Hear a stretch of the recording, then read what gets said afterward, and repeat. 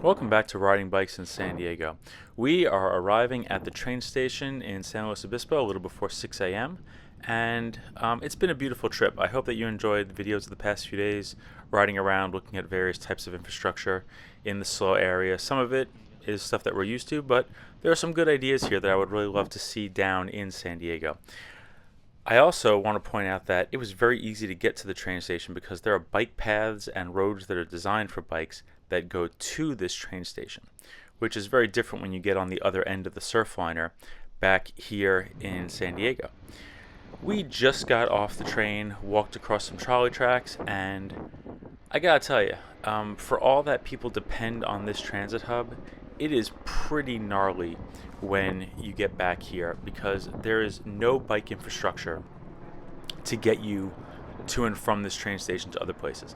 I'm gonna ride my bike up to the Mission Hills area, not because I live in Mission Hills, but I have to climb the hill at some point, so there are lots of roads, but nothing really, no good infrastructure without going much more out of my way. So I'm gonna hop on Taylor here, and it goes by Old Town, but this is the best I could do, and I'm kind of glad that this fella is in front of me, illustrating the conditions that we have here.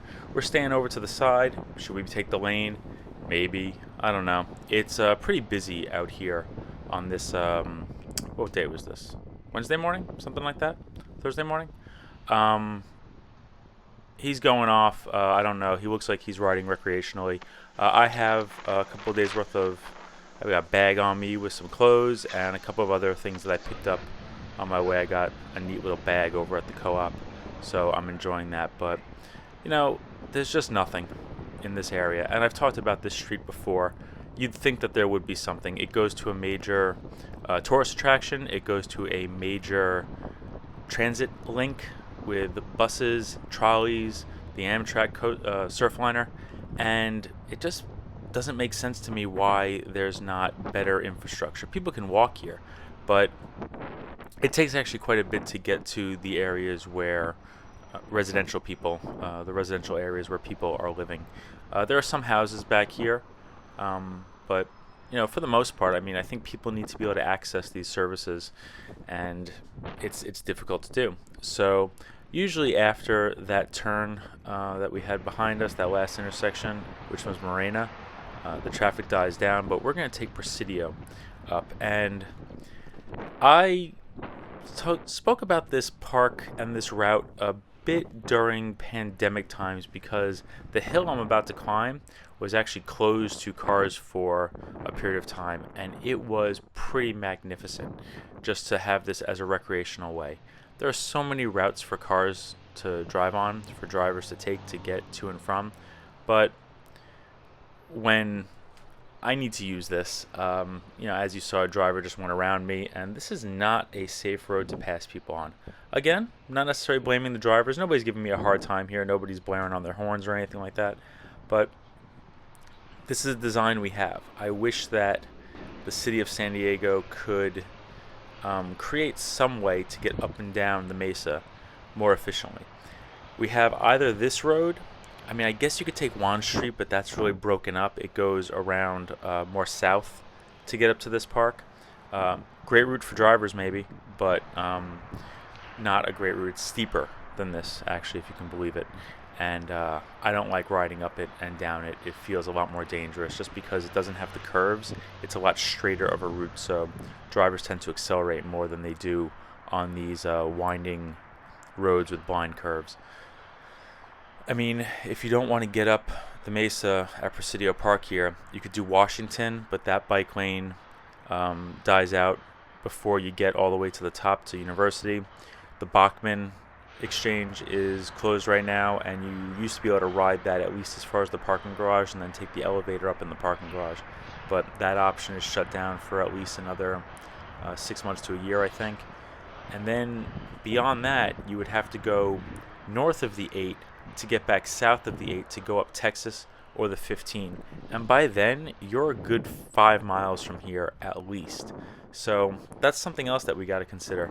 Another option to get up this hill, although it's not this hill, it brings you miles and miles away, would be to head south on Harbor and then head up,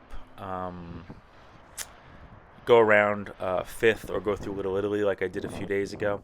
But there are so few options to get up the hill, and especially so few options for people riding bikes. It's really something that I would love for the city to tackle. I would love it if there was a trail installed somewhere, some kind of path that is exclusively for people riding bikes.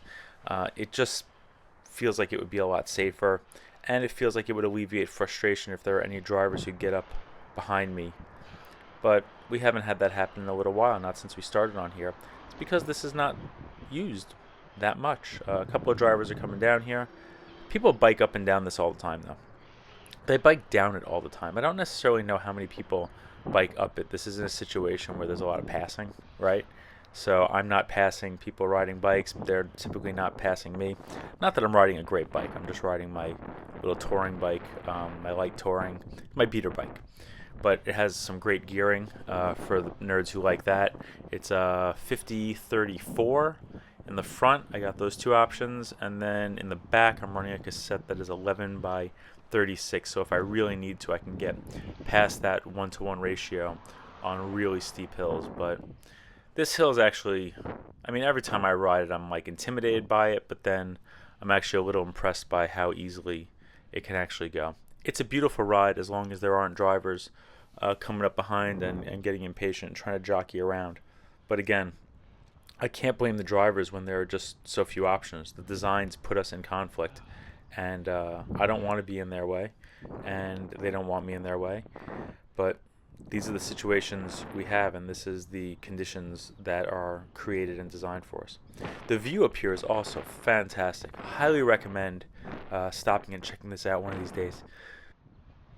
And now is when we get into the residential neighborhood. These houses are a whole bunch of money. This road was also recently repaved. I don't know why it needs to be repaved. It was actually in pretty great shape before. But the neighborhoods that have wealthier residents typically get more projects, whether they're necessary or not. This neighborhood of Kensington, they typically get things like road resurfacing multiple times before other neighborhoods like City Heights or Hawley and Normal Heights is absolute garbage, and so is Mountain View on the west side of it. But this neighborhood gets a whole bunch of resources so that the people with money don't have to feel any bumps on the road. Driver passing me there, almost driving into that oncoming traffic. But until the city of San Diego creates routes that do not put people in conflict, there's going to be conflict. And just riding on this after coming from slow, there's a little bit of bike signage will come up on that says, like, this is a bike road, but it's a tiny little sign, and you'd never know it from looking at the actual pavement. Maybe they'll put something here. But until they do, or even when they do, we are just going to drive less and ride a bike. Thanks so much.